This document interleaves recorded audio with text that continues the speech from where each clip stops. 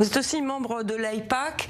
Vous êtes donc évidemment aussi en contact, en tout cas l'AIPAC, avec les politiques américains. Est-ce que vous avez senti un changement de ton auprès des politiques américains ces derniers mois par rapport à avant ? Un changement de ton, ça dépend. Ce que je peux vous dire, c'est que depuis plusieurs années maintenant, il y a une extrême gauche qui grandit aux États-Unis, qui est nourrie d'ailleurs par ce dont on vient de parler.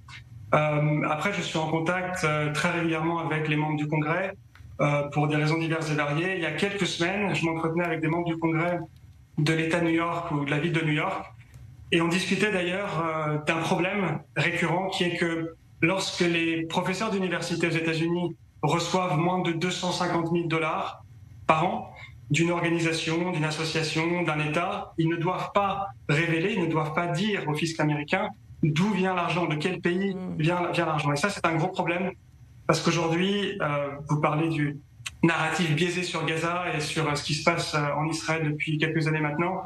On voit très bien les liens du Qatar ou des frères musulmans avec des groupes d'étudiants. Mais ce dont on parle moins, ce sont les liens de ces groupes-là avec les professeurs d'université. Et je m'entretenais avec des membres du Congrès sur ça.